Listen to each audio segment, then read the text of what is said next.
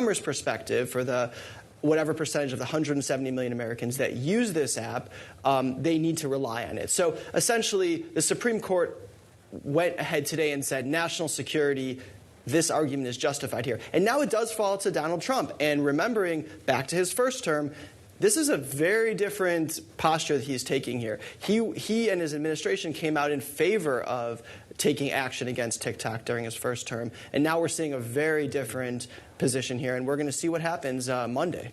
So, Ben, your team has been covering the TikTok legal saga for months now, ever since they filed their claim back in May. But the story is not over. Talk a little bit about how the reprieve might work under the law and what the Justice Department perhaps could do to hold back on enforcement, at least at first.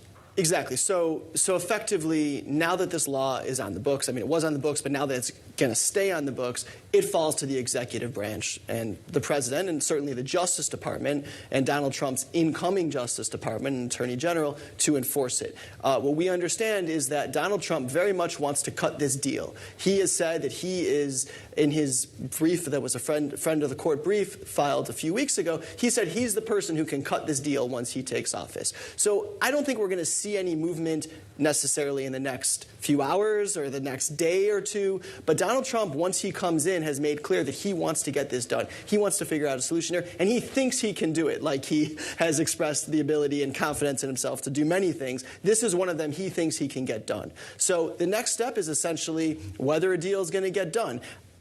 Both the outgoing Biden administration and the incoming Trump administration have signaled they are not going to enforce this ban immediately. So we're not going to see January 19th, the Biden administration, Justice Department really taking any action, and we're not expecting to see the Trump administration do anything when they take office on Monday as well. Bloomberg's Ben Bain, we thank you.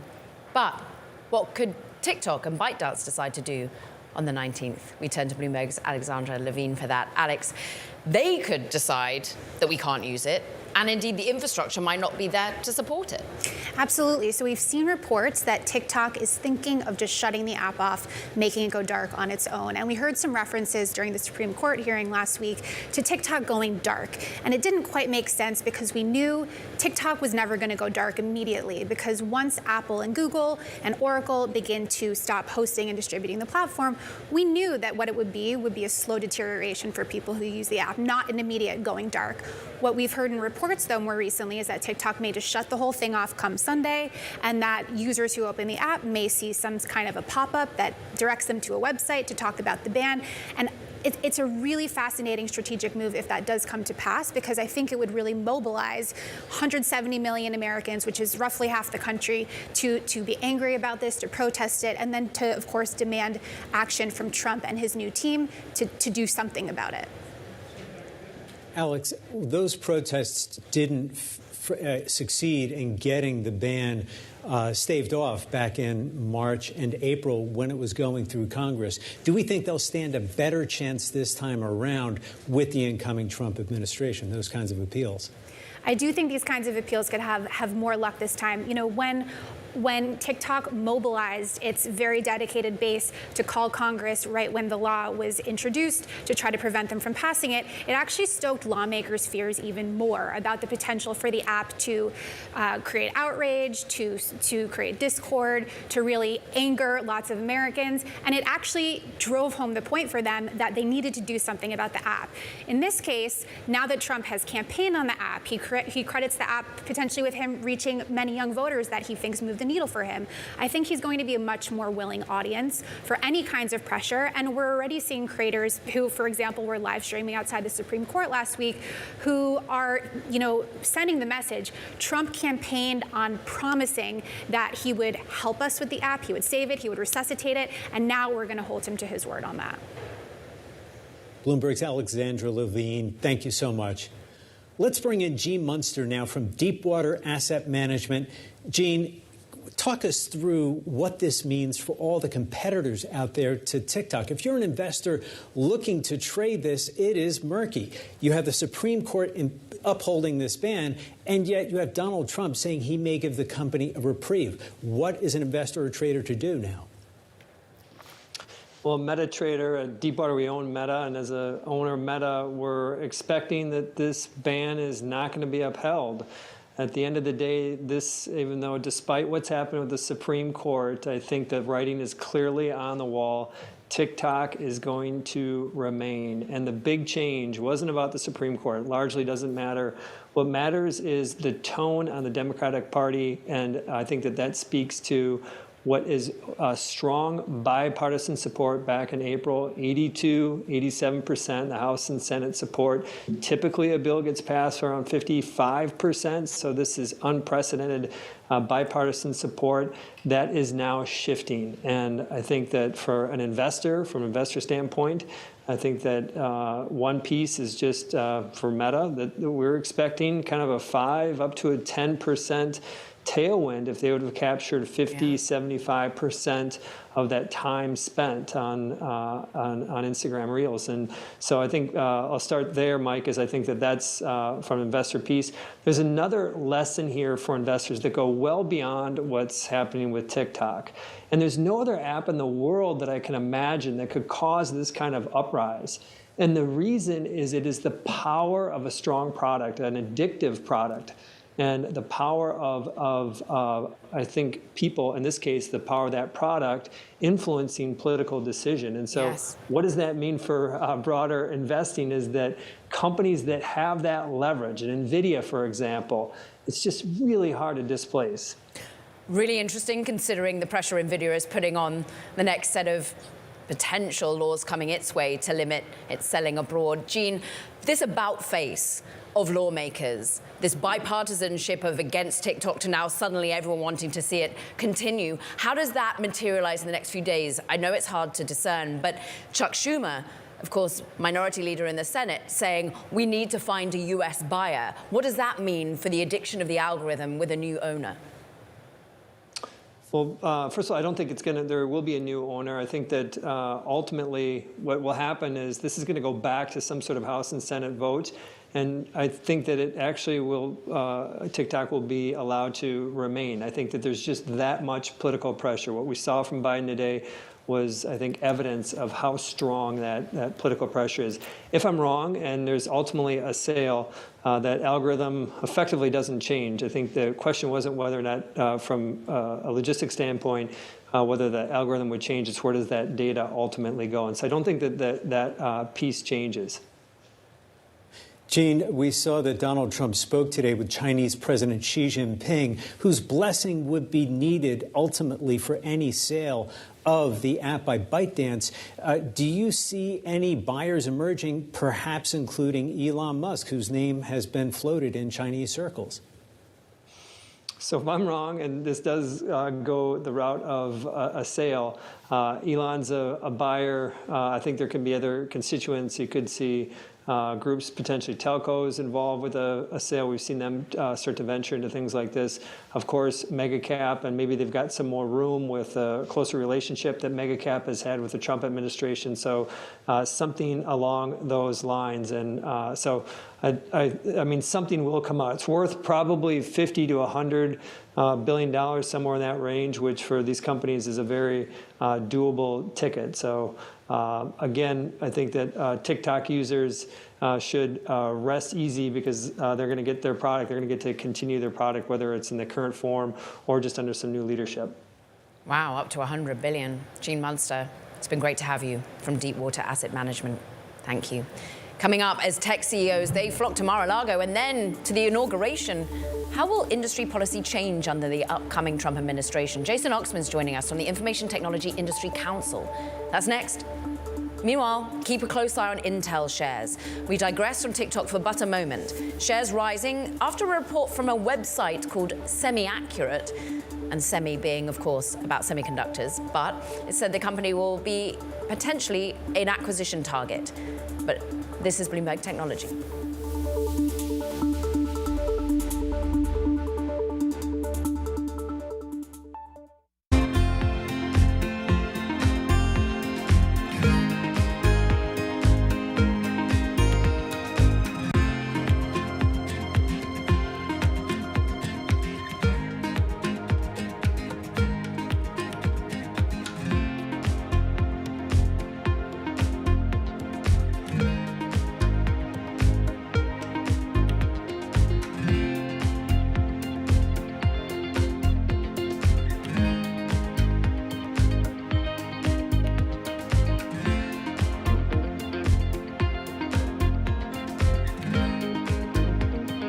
The top names in business are on Bloomberg. We are in the midst of the largest wealth transfer in history right at this very moment.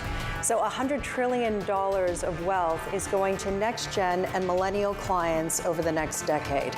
So that has some pretty significant implications. But in addition to that, women are controlling more and more global wealth. Today, they control a third of global wealth, but in the next 5 years, $30 trillion is going to pass in the hands of women, and they're going to control over 50% of the global wealth market out there today.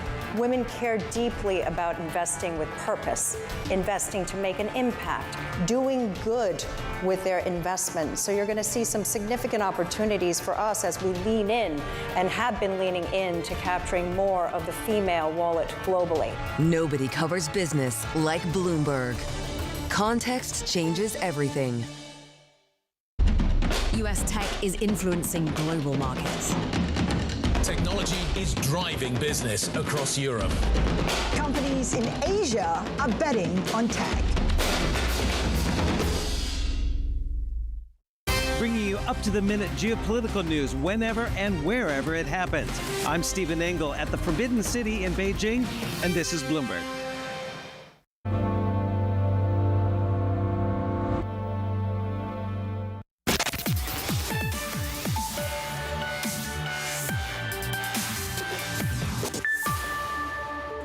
Today, an oligarchy is taking shape in America of extreme wealth, power, and influence that literally threatens our entire democracy, our basic rights and freedoms. President Biden speaking from the Oval Office on Wednesday, taking aim at what he calls a tech-industrial complex. While he didn't name anyone in particular, several of the biggest names in the industry have donated millions to President Trump's inaugural fund and plan, of course, to attend the ceremony on Monday. Bloomberg's Kayleigh Lyons is in Washington with more. And, well, one key partner of his throughout the campaign in donating millions was Elon Musk, and now many more follow suit. Kayleigh, who will be there on Monday? Well, it's a laundry list, Caroline. A lot of wealth is going to be not just at the inauguration, but physically on the platform with Donald Trump as he takes the oath of office, seated next to the likes of senior members of Congress, cabinet secretaries, and even former presidents. Elon Musk, of course, who you're referring to there, the world's richest man, but the second and third richest men, according to the Bloomberg Billionaires Index, will also be there. Mark Zuckerberg and Jeff Bezos will be in attendance. Tim Cook, the CEO of Apple, also, according to our reporting, is planning to attend. One notable exception maybe is the CEO of NVIDIA, Jensen Huang. That's just a travel thing. He's currently in Southeast Asia. But by and large, this is going to be a who's who of big technology, and noteworthy, especially given the news today, the TikTok ban being upheld by the Supreme Court. The CEO of TikTok, Shou Chew, will also be at inauguration, though we've been told that he's just attending. He won't actually get one of those prize seats up on the platform. But that platform is going to be stacked with a lot of wealth. Just those three individuals, Musk, Zuckerberg, and Bezos together collectively have a net worth of nearly $1 trillion. Kayleigh, with Donald Trump taking attendance in a way and making sure that all of these industry allies and billionaires are there in his court, what are they looking for from him in return? Well, you can take, for example, Tim Cook, because we've actually seen this in the first Trump administration. Apple would be highly susceptible to potentially problematic tariffs on things like China. That would have drastic impact on the iPhone. So there are policies in which they are hoping they might be able to avoid negative impact. And the same goes for social media companies. We've already seen Mark Zuckerberg taking action at Meta, reshuffling personnel, reshuffling policy, as well as they've stopped fact-checking, or they're going to be pulling back on it. And we heard from President Biden in his Oval Office address there. Yes, he didn't name Mark Zuckerberg directly, but in his warning about a burgeoning American oligarchy, he specifically referenced social media companies pulling back on fact-checking. So it was only so veiled. So a large part of this is trying to make sure that big tech can see its interest aligning with a president who has not been shy about targeting some of these companies in the past. Right. Bloomberg's Kayleigh Lyons, thank you so much. Here with more on tech policy under the incoming Trump administration is Jason Oxman, President and CEO of the Information Technology Industry Council. Jason, thank you for joining us today. Jason, we wanted to talk to you a little bit more about trade and your concerns there. This is something that your group has singled out as an area of priority and of concern. The Biden administration has put a lot of pressure, in particular, on China, but that has a ripple effect. Talk about that a little bit. What we're really looking for and enthusiastically looking for from the Trump administration is more of a strategy that takes advantage of opportunities for U.S. companies to succeed internationally. Leadership in technology, that's what the U.S. is known for. And what we've seen in the Biden administration, unfortunately, is a lack of strategy, an inability to match the significant and serious national security interests with economic activity that promotes U.S. opportunities internationally. So on trade, our excitement and enthusiasm about the Trump administration is they're very focused on working in partnership to address the China question. And we've seen the president-elect already talk to President Xi about the strategy for dealing with that, about moving forward, working together. What we want to make sure happens. U.S. technology leadership continues. The economic driver of the U.S. economy is technology, so we can make sure that trade becomes a real opportunity for further growth. Jason, do we not need, though, acts like a potential banning of a significant social media app that touches 170 million users to ensure national security? That was bipartisan in nature. And yes, Trump might come in and have a conversation with Xi about it. But ultimately, this was bipartisan in nature because of national security concerns. The TikTok news of the day is, of course, very interesting, and 170 million people are watching the outcome there. I don't have any prediction about what's going to happen on Monday at noon when President-elect Trump takes over, but it does highlight how really difficult these issues are to address. And the larger question of how we address the China issue, I think, is one that requires a real strategy. And what we're looking forward to, what the tech industry is looking forward to in the Trump administration, is he does seem to have more of a focus on making this a strategic approach rather than just a one-off approach. For example, we saw earlier this week the Biden administration adopted rules around AI diffusion. So these are rules that restrict the ability of U.S. companies to export AI technology, including to allied countries around the world. That's a huge mistake. It wasn't done in consultation with industry. We think the Trump administration will do a better job with that kind of issue. But that's an example of the need to balance national security with economic interests and make sure that U.S. leadership is not harmed by skewing too far in one direction or the other. That's what we're looking forward to seeing done differently in the Trump administration. And certainly Jensen Huang of NVIDIA maybe feels similarly, and NVIDIA pushed back significantly against that latest announcement. But what is interesting is that perhaps J.D. Vance has supported, well, some views coming from Lina Khan, for example, about some of the strength and the overall domination, some would say, of certain players in tech. Just listen to what Lina Khan said, a little bit about the bipartisan nature of that. There's no doubt that there is strong bipartisan concern about the economic power of large technology companies and how that can undermine fair competition, undermine people's free speech rights. And so we'll, of course, have to see what the next administration does, but it's certainly been an area of strong bipartisan concern during my tenure. The FTC chair has some support, as I say, from Vice President-elect. Will you see an enthusiasm around future M&A in technology, do you think?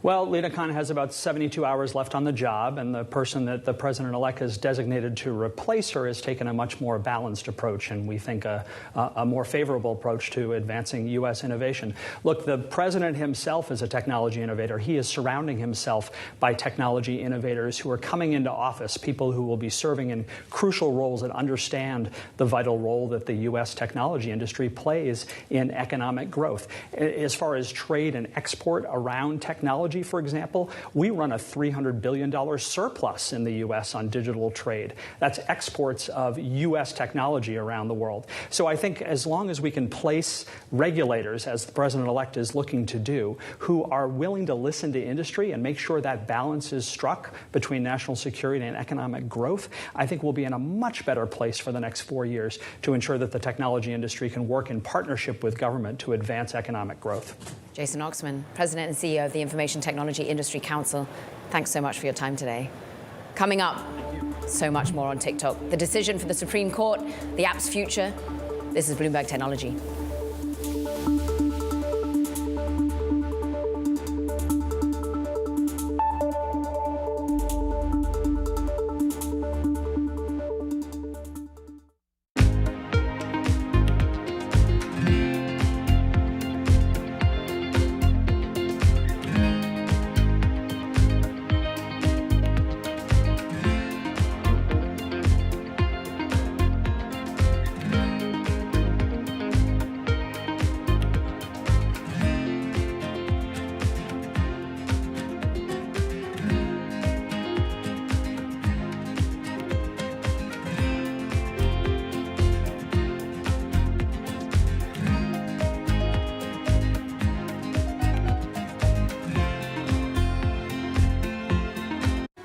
in case you missed it on Bloomberg Crypto. We still see Bitcoin higher by about 40% since election day. So what is priced in, and where is there still room to run higher? Now, everyone at the institution level is ready to adopt Bitcoin. It's not some random country which is saying, hey, let me have it on Treasury, or some mid-level funds trying to keep it. It's like every top banks around the world is now thinking about, okay, I need to get custody for it, I need to understand it, I need to own it, I need to provide it as a private wealth service to our clients. So it is just a whole run of things. So I feel like as we are looking towards 2025, it's definitely going to be the year of Bitcoin, not only as an asset value, storage value, but also I feel like technology-wise, so much projects are coming on top of Bitcoin that the whole decentralized financial industry has somewhere shifted into Bitcoin. Don't miss Bloomberg Crypto live on Tuesdays. From the world of politics to the world of business, Joe Matthew and Kaylee Lines deliver news, insight, and analysis live 2 times a day, every trading day. Balance of Power at 1 and 5 Eastern, only on Bloomberg.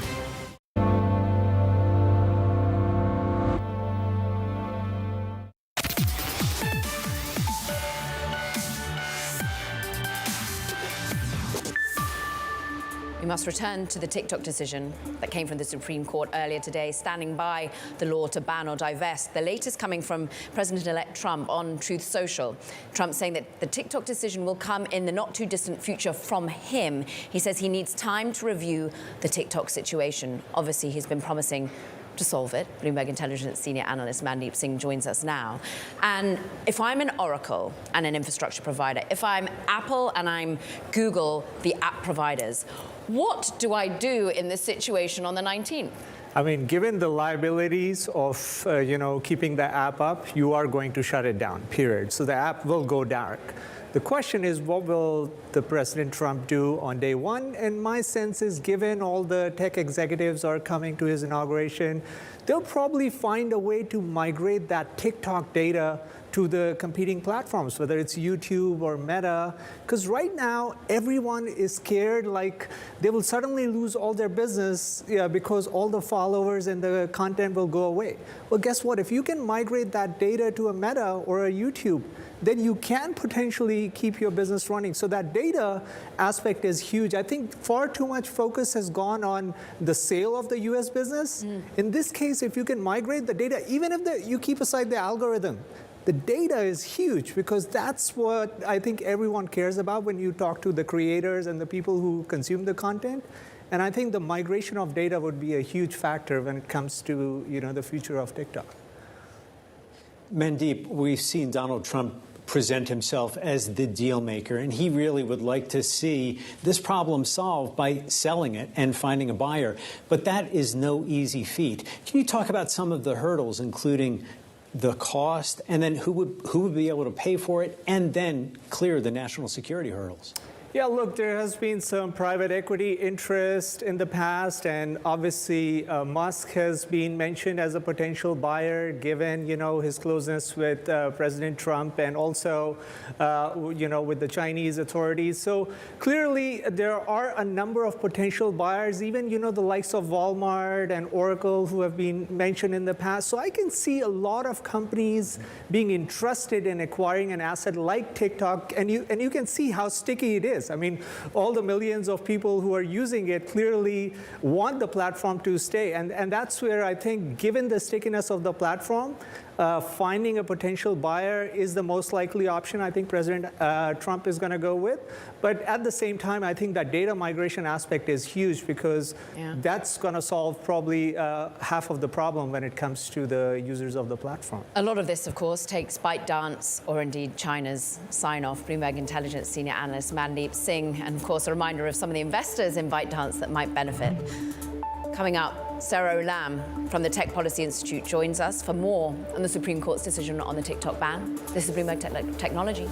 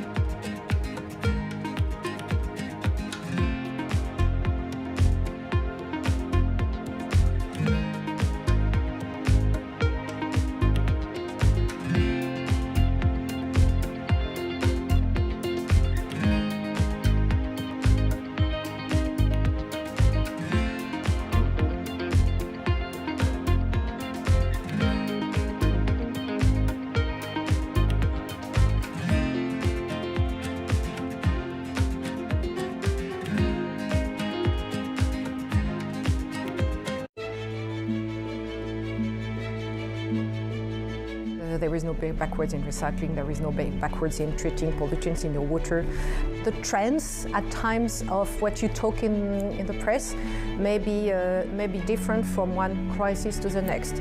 My job is to go beyond crisis, to anticipate. That's why innovation. We knew we could do recycling of plastics. For years, nobody was really interested in that. And suddenly, it takes off. But we found a solution in the meantime. So in a way, my job as a chief exec is to deal with the short term and to be able to deliver essential services, even in time of crisis, as well as to see the long term and deliver good result, of course, for my shareholders. Because in a way, delivering good results now is a way to afford the future and to afford to innovate and to see the long term as well.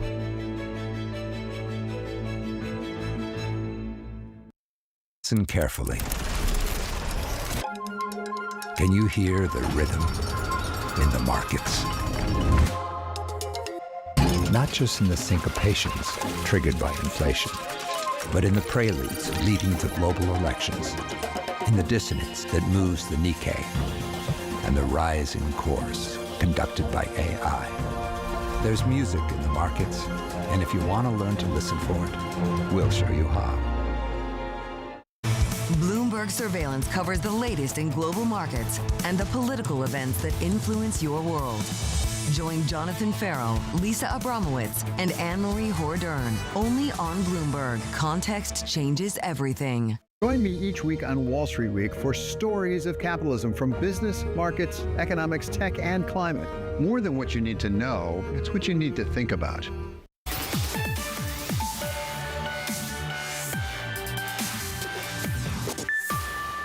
Welcome back to Bloomberg Technology. I'm Caroline Hyde in New York.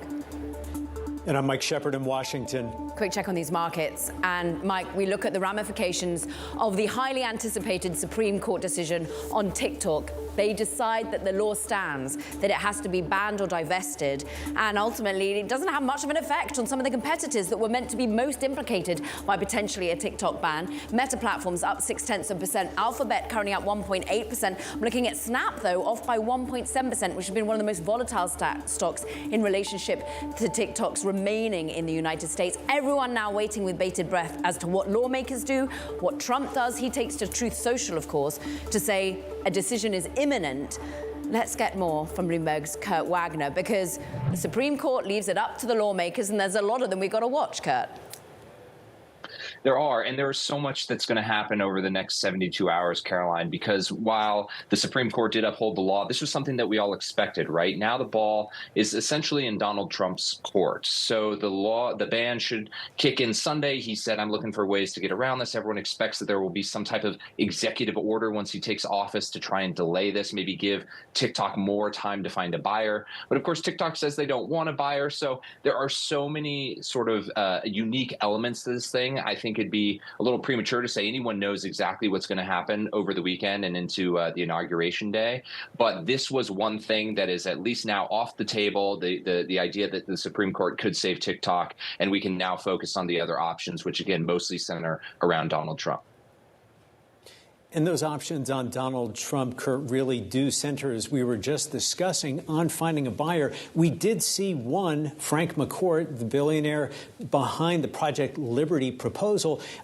Do they have the energy and wherewithal to pull that off? We know that his partner, Kevin O'Leary, was at Mar-a-Lago to talk to Trump about TikTok.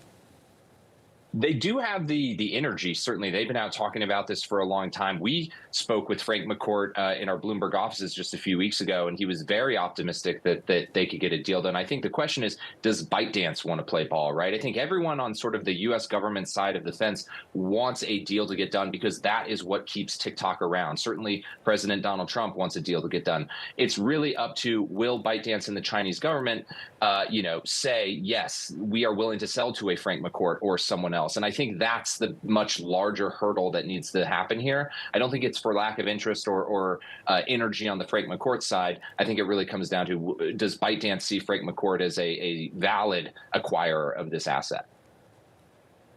Bloomberg's Kurt Wagner, thank you so much. Now, let's bring in Sarah O. Lamb for more. She is a senior fellow at the Tech Policy Institute here in Washington. Sarah, What do we take in terms of the long term from this decision? What kind of a lasting impact on jurisprudence with respect to tech and content can we take from it? Well, it was really interesting reading the opinion, which came out this morning at 10 a.m. It was a per curiam opinion, which means it's for the court, with two concurring opinions attached, one by Justice Sotomayor and one by Justice Gorsuch. They decided the case on the merits, on the First Amendment question, and they found that the ban survives intermediate scrutiny, it's constitutional, and Congress has valid content-neutral reasons for regulating TikTok.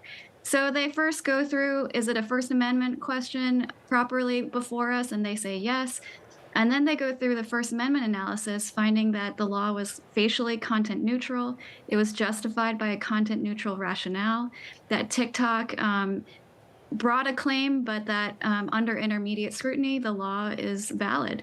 So this decision will be part of the canon or part of the First Amendment jurisprudence. And Justice Gorsuch even said he feels uncomfortable, that the court is making such a big decision based on a handful of days of deliberation, but that it's narrow enough that they issued a per curiam opinion, and they all are in agreement.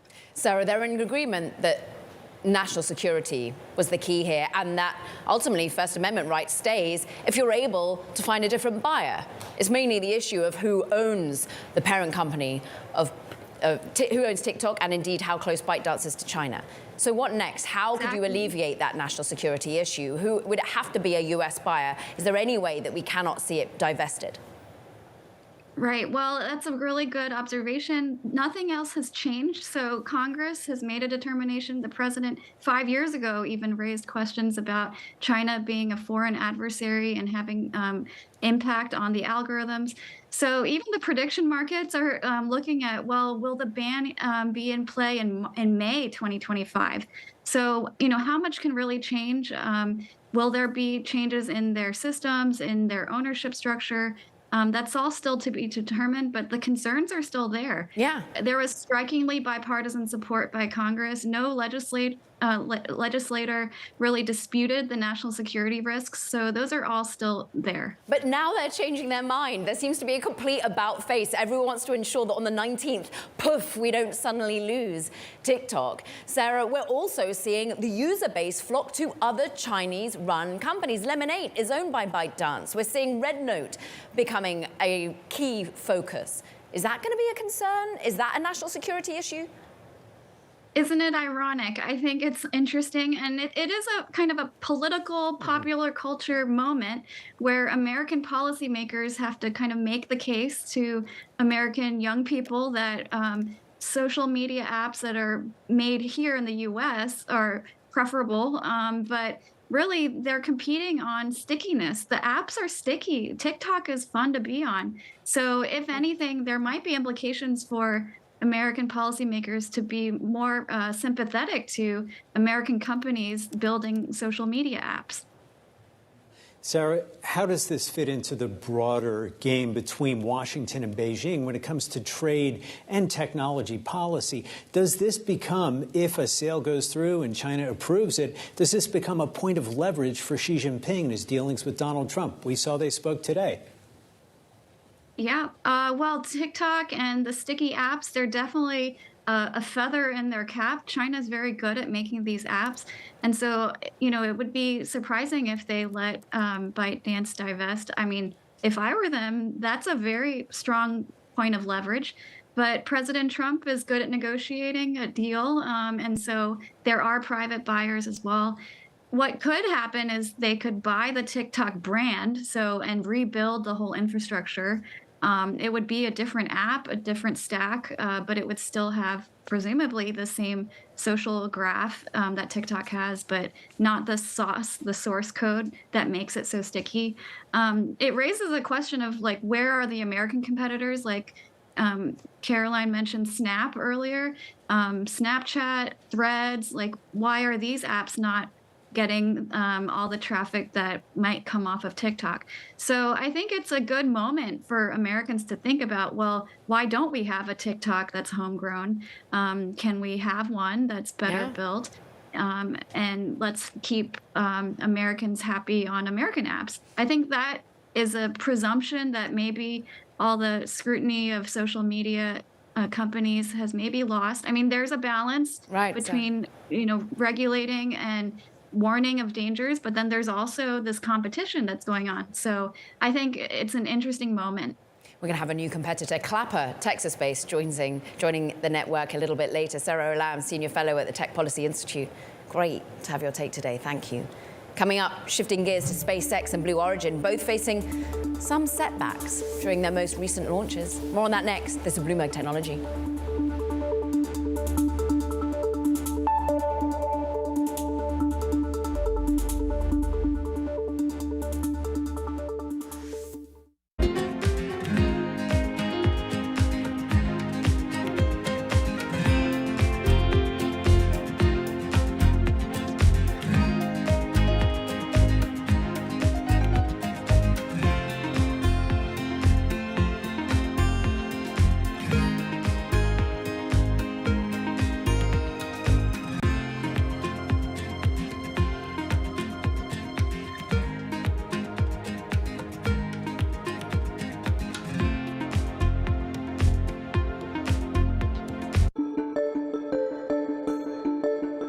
How can you have dinner with friends without hinting at what you're thinking about? And do you ever get suggestions from your friends at dinner, this is what you should do? And how do you respond when they kind of say, maybe you should lower interest rates? You just keep eating or what? You might define the word friend to mean doesn't ask you about interest rates. So, no, people don't do that generally. People I don't know will always say, hey, cut rates. Somebody said that in the elevator this morning. Did that influence you or no? I said, thank you, sir. And no, but I mean, people say things, but it's fine. So in some parts of the society these days, people are making decisions based on something called artificial intelligence, AI. Have you thought about, calling up ChatGPT and saying, here's all the data we have. What do you think about would be a good idea? Have you ever thought about that, or they're not going to likely do that? We haven't done that. I mean, we have done little things like we've asked ChatGPT to generate questions for the press conference. And I'm happy to report for any journalists who are here that the questions were not as good as the ones we get from real journalists. So, what about my questions? How do they compare to my questions? Okay. No comment. Right, so they weren't that great. Okay.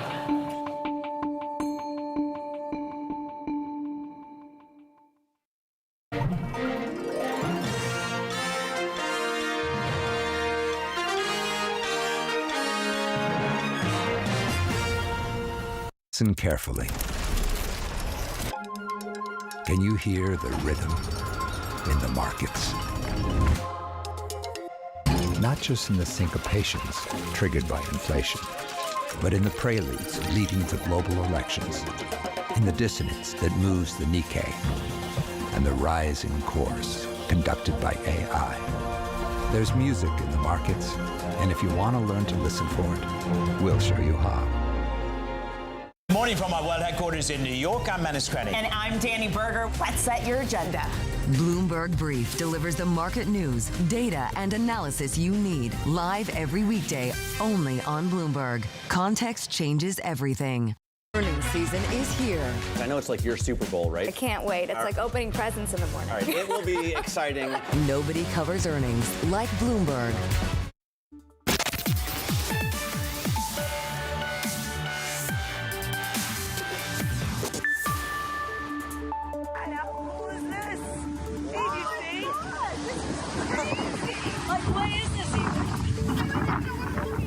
Footage taken of SpaceX's Starship rocket exploding in the sky just minutes into its 7th test flight. This didn't worry founder Elon Musk, writing on X, quote, "This is barely a bump in the road." For more, Bloomberg's Lauren Grush joins us for more. And Lauren, they did make that extraordinary catch on the super heavy booster. So steps being made, not totally up and to the right, though. Yeah, the weird part of this entire test launch is that they actually achieved their secondary objective, which was to make that catch. But then the actual main objective of the flight, which is to test out Starship in space, it got cut quite short, which is unexpected given the steady progress that they've been making on these flights over the last couple of years. Lauren, we didn't see too much gnashing of teeth from SpaceX or from Elon Musk. They really seem to, as he called it, as just a bump in the road. Talk about their approach toward things like this. When things don't go their way, do they just go back to the drawing board? And there is even no change in their launch schedule. Yeah, absolutely. This is kind of all about, SpaceX's culture and how they like to test. They like to fly frequently. Sometimes they'll break things while they fly. They learn from those moments, and then they go back and they change and make updates and fly again rather quickly. They're a bit of an outlier when it comes to the space industry for doing this. A lot of other companies and even NASA are a bit risk averse, but for them, they embrace this risk. And so for them, it's really a learning experience. It definitely, I would say, was unexpected just given the steady progress that they've been making. This is their shortest test flight, I think, since the first couple that they did a few years back. Yeah. So, we weren't really anticipating an explosion like this. Blue Origin making steps forward?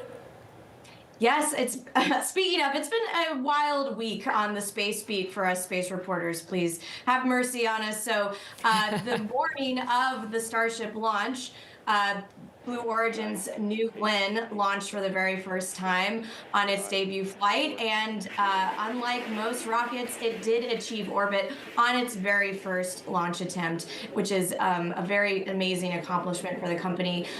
They did try to land the rocket after the flight. SpaceX has perfected with its Falcon 9. Unfortunately, it did miss the landing on the barge at sea that it was targeting. But the fact that it made orbit on its first attempt is definitely something that Blue Origin should celebrate. Bloomberg's Lauren Grush, thank you. Turning to defense tech, the sector is also facing major investment as geopolitical and isolationist risks rise. Here's what Anduril founder Palmer Luckey told us yesterday about a potential conflict with China when he announced a new plant in Ohio. The types of threats that the United States is facing, that our allies around the world are facing, the fact that we are predicted to run out of munitions within the first 8 days of a potential conflict with China mean that we need to hyper-scale our manufacturing of these types of weapon systems. But why Ohio? Was this the only state that could guarantee that timeline? I think that they were the state that gave us the best shot of hitting that timeline. For more on the defense tech sector and some of the top names to watch this year, Bloomberg's Lizette Chapman joins us now. Lizette, you've done some really great reporting here, trying to find just a few of the key names to watch. Maybe rattle off a few and then tell us a little bit more about how big this universe of defense tech companies is. Absolutely. Well, it's just getting started. I mean, in the, talking with Lauren, she mentioned probably the granddaddy of them all, SpaceX, which has proven, that they, companies can and will continue to secure, or can secure these contracts, big contracts. And I mean, its market cap is, twice that of Lockheed Martin. Palantir also has a market cap now that is bigger than Lockheed Martin and Raytheon. And so what we have now is a bunch of startups, and we just culled it down to 10 on the list that focus on things that will have an impact on war, like things like Hermeus, which specializes in hypersonics, the ability to travel 5 times the speed of sound. We've got Epirus, which specializes in, high-powered microwaves that can shoot drones out of the sky, as many as 100 or more.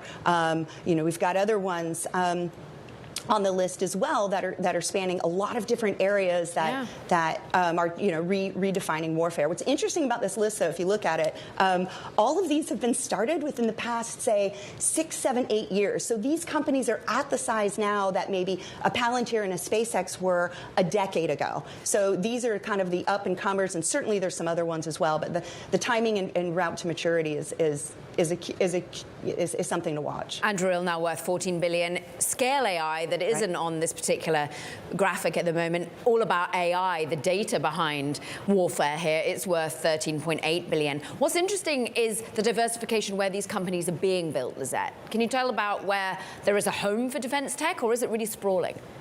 You nailed it right there, Caroline, is that it is very much sprawling. With Ed's conversation with Palmer yesterday, asked, why not build Anduril, in California? And was that ever on the list? And Palmer said there was a 0% chance, and he, rattled off a bunch of reasons why. They're not the only ones that are looking at the high cost of living, the high cost of energy, some regulatory issues, et cetera, that are driving other companies to operate and in other areas, including like Hermeus is in Atlanta, for example. You've got Rebuild, in Massachusetts. So they are diverse. There are new hubs developing. Firefly, of course, is in Colorado. I see that out there on the screen. So it is diverse, and they are looking to create a number of new tech hubs that are focused on defense. An amazing 10 to go get our claws into, and there's plenty more out there, as you say, that you continue to report on. As Ed Chapman on the defense tech you need to know about. Now, coming up, we're going to be joined by Socialfly CEO Courtney Spritzer. We're going back to TikTok. We're talking about what creators are doing to prepare for the possible going dark of TikTok on Sunday. This is Bloomberg Technology.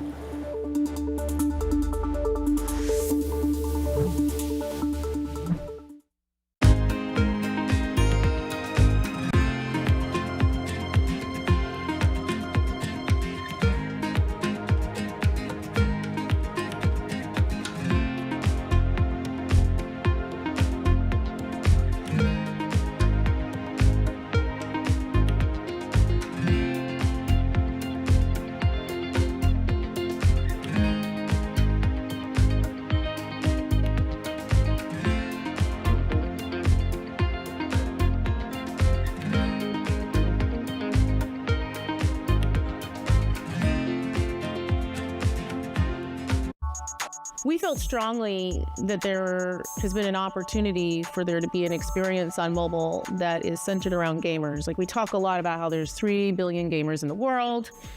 2 of those billion play on mobile, and half of those actually play on mobile and they play on another device. But there isn't actually a gaming platform and store experience that is centered around players and goes truly across device, where who you are, your library, your identity, your rewards, that it travels with you versus being locked to a single ecosystem. And we've recognized that opportunity for a long time, but we wanted to make sure that anything we built was really grounded in people who play those mobile native games and the creators of them. And so being joined with a team that has real deep expertise in mobile was important to us.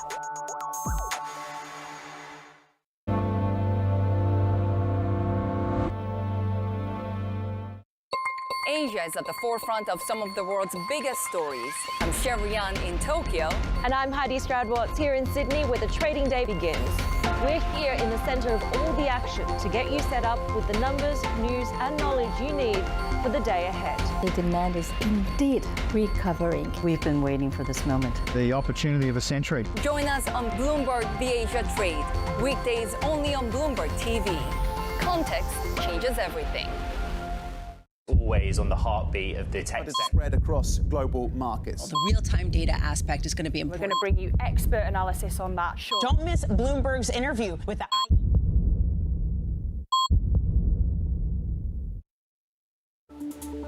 Turning back to TikTok, one of the groups most impacted by the ban or potential ban is creators.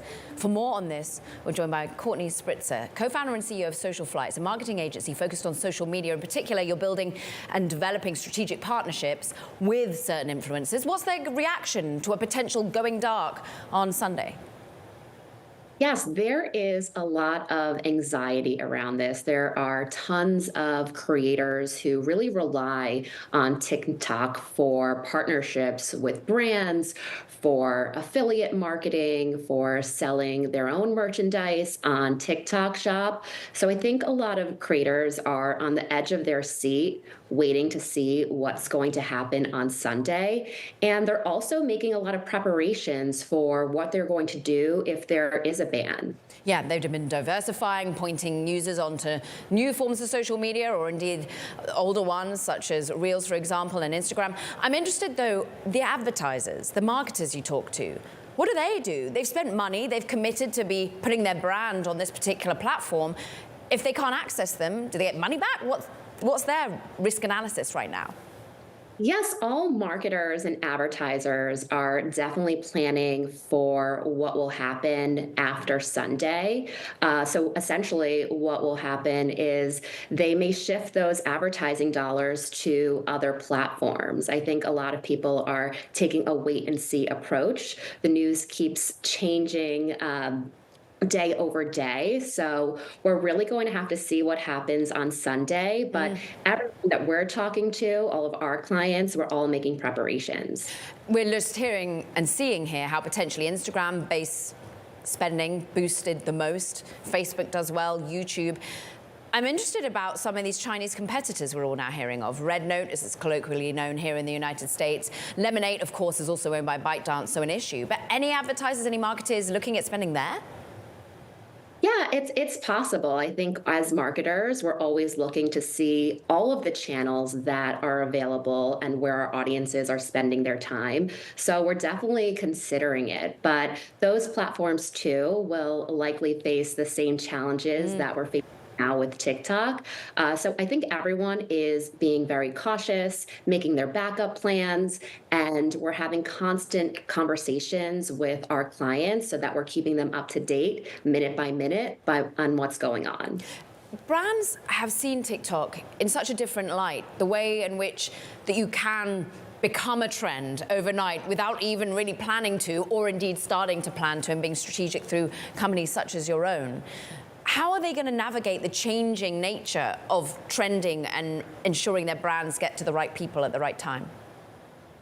Yes, so that is the nature of the business that we're in. These social media platforms are constantly evolving, and we always advise creators and influencers to not put all of their eggs in one basket and to rely on certain social media platforms for their incomes. So what a lot of creators are doing outside of signing petitions to make sure that TikTok stays intact is diversifying and going to other social media networks. They're also building up their own owned platforms. So that would be making their own websites, building their email list so that they can reach their followers outside of specific platforms, which is really, really important to always have a diversified approach, especially when it comes to relying on platforms that you just don't own. And is that the lesson here? Look, we're always shifting, we're always moving, we're always finding the latest, greatest thing.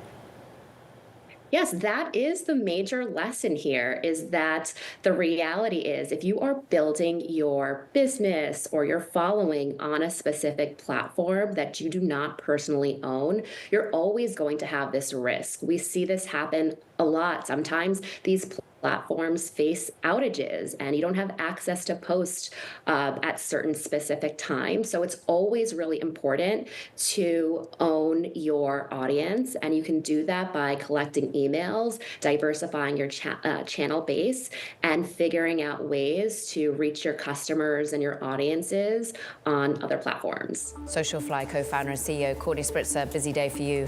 Thanks for joining us out of Miami. Now that does it for this edition of Bloomberg Technology. You do not want to forget our podcast. Find it on the terminal as well as online on Apple, Spotify, and iHeart. Stay tuned throughout the day for the latest on TikTok. This is Bloomberg Technology.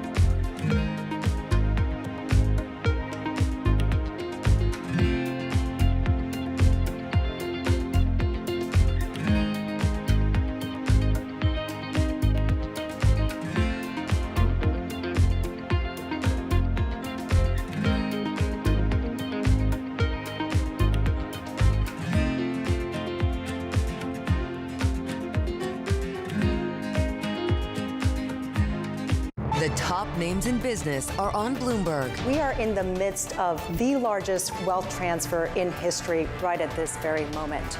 So $100 trillion of wealth is going to next-gen and millennial clients over the next decade. So that has some pretty significant implications. But in addition to that, women are controlling more and more global wealth. Today, they control 1/3 of global wealth, but in the next 5 years, $30 trillion is going to pass in the hands of women, and they're going to control over 50% of the global wealth market out there today. Women care deeply about investing with purpose, investing to make an impact, doing good with their investment. So you're going to see some significant opportunities for us as we lean in and have been leaning in to capturing more of the female wallet globally. Nobody covers business like Bloomberg. Context changes everything. Morning, this is Bloomberg Daybreak Europe. I'm Tom McKenzie in London. These are the stories that set your agenda. Taking you from the U.S. market's close to the overnight session in Asia, we'll walk you through what you need to know to kickstart Europe's trading day. Live from our European headquarters, we bring you the day's top market-moving stories, unmatched expert analysis, and on-the-ground reporting from across the continent. Tune in to Daybreak Europe, only on Bloomberg Television. Context changes everything. Key investors, top executives, global innovators. Join me for in-depth conversations with the biggest newsmakers on the day's top stories. Insight with Haslinda Onin, only on Bloomberg. U.S. jobs numbers are released. Bloomberg has the report under surveillance with crucial data and expert analysis at terminal speed. Nobody covers Jobs Day like Bloomberg. Bloomberg Invest is back. Join me, Sonali Basak, and the industry's most influential people for a comprehensive view across financial markets. Hear what a second Donald Trump presidency means for the economy, how AI is being monetized by investors, and the next big risks facing the private credit industry. Bloomberg Invest, March 4th and 5th in New York City. Register your interest to attend at bloomberglive.com/invest. From New York City for our viewers worldwide, I'm Sonali Basak, and Bloomberg Real Yield starts right now.